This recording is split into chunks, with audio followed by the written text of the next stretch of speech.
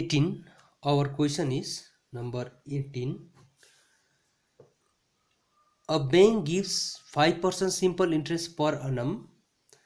In the bank, Dipu Babu deposited rupees 15,000 at the beginning of the year, but withdraws rupees 3,000 after 3 months, and then again after 3 months he deposited rupees 8,000. Let us determine the amount that Dipu Babu will get at the end of the year. यो क्वेसनमा के भन्नु खोज्दैछ भन्दाखेरि दिपु बाबु भन्नेलाई ब्याङ्कले 5% rate of interest चाहिँ दिँदैछ अरे, अनि दिपु बाबुले वर्षको सुरुवातमा मानिलिउँ जनवरीमा 15,000 रुपियाँ डिपोजिट गरे अरे, अनि 3 महिना पछाडि 3 महिना फेब्रुअरी मार्च अप्रिलमा उसले 3,000 फेरि विथड्र गरे अरे, निकाल्यो अरे।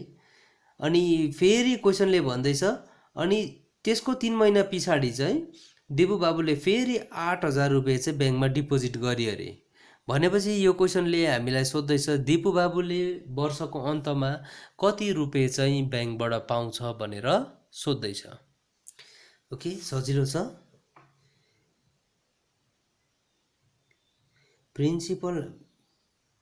प्रिन्सिपल हाम्रोमा छ रुपिस 15,000 टाइम छ यो 15,000 चाहिँ 3 महिना पछाडि उसले विथड्र गरेको छ नि त, टाइम भयो 3 month,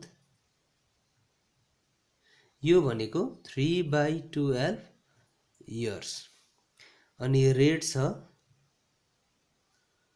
5% per annum. So simple interest निकालौँ। Simple interest is equal to भयो principal into time into rate upon 100। So principal भयो हाम्रो 15,000 टाइम छ हाम्रोमा 3/12 इन्टु रेट छ 5% बाई 100। सो 0000 क्यान्सल, 3 1 जा 3, 3 4 जा 12। सो भयो हाम्रोमा 2 2 जा 4, 2 7 जा 14, 1 0 10, 2 5 जा 10। So this is equal to 75 into 5/2। यो भनेको भयो हाम्रो 5 5 जा 25, 5 7 जा 35, 36 37 अपन 2। यो भयो 2 1 जा 2, 1 7 17, 2 8 जा 16, 1 5 15, 2 7 जा 14.25 जा 10। भन्नु त सिम्पल इन्ट्रेस्ट चाहिँ भयो हाम्रो, उसको सिम्पल इन्ट्रेस्ट चाहिँ भयो 187.50 पैसे, 50 पैसा चाहिँ उसको सिम्पल इन्ट्रेस्ट चाहिँ भयो। देयरफोर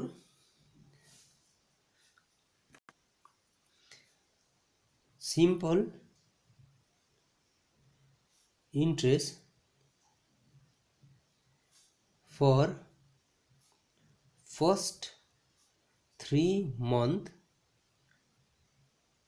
3 महिनाको उसको सिम्पल इन्ट्रेस्ट चाहिँ भयो 187 रुपिस एन्ड 50 पैसा। अब सेकेन्डमा फेरि उसको प्रिन्सिपल हुँदैछ नाउ आफ्टर 3 month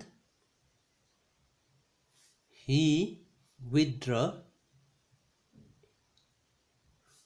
रुपिस 3,000 रुपियाँ चाहिँ उसले ब्याङ्कबाट निकाल्दैछ।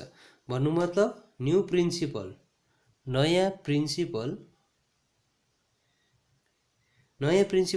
चाहिँ भयो उसको 15,000 रुपियाँ थियो ब्याङ्कमा, उसले 3,000 निकाल्दाखेरि नयाँ प्रिन्सिपल चाहिँ भयो उसको 12,000। टाइम यो पनि अगेन 3 मन्थ पछाडि फेरि उसले डिपोजिट गर्दैछ भने यो टाइम भयो 3 month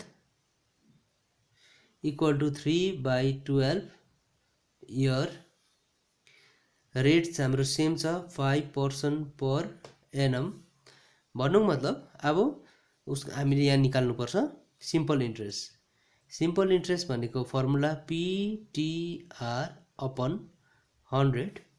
प्रिन्सिपल छ हाम्रोमा 12,000 यो पालि, टाइम छ हाम्रोमा 3/12 इन्टु रेट छ हाम्रोमा 5% upon 100।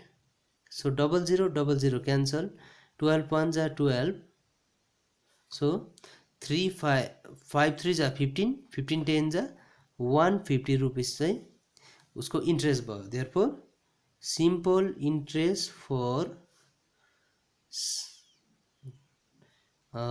Second or next 3 month equal to rupees 150 भयो उसको simple interest again he deposited rupees 8,000 in bank उसले 8,000 चाहिँ बैंकमा उसले डिपोजिट गर्दैछ न्यू प्रिन्सिपल चाहिँ भयो उसकोमा अघि निकालेर 12,000 रुपैयाँ रहेको थियो त्यसमा उसले 8,000 थप्दैछ भन्नुको मतलब 20,000 उसको प्रिन्सिपल भयो टाइम चाहिँ छ अब एक वर्षमा 12 महिना हुन्छ फर्स्ट 3 महिना पनि चल्यो सेकेन्डको 3 महिना पनि चल्यो भने चाहिँ 6 मन्थ रह्यो यो भनेको भयो 6/12 इयर रेट चाहिँ छ 5% per annum so formula simple interest भनेको भयो सिम्पल इन्ट्रेस्ट उसको भयो PTR अपन 100 प्रिन्सिपल छ 20,000 टाइम चाहिँ छ 6/12 into 5% into 100 so 0000 cancel 6 1 जा 6 6 2 जा 12 2 10 जा 20 so 105 जा 500 रुपीस से उसको भयो interest interest for last 6 month equal to rupees 500 now total interest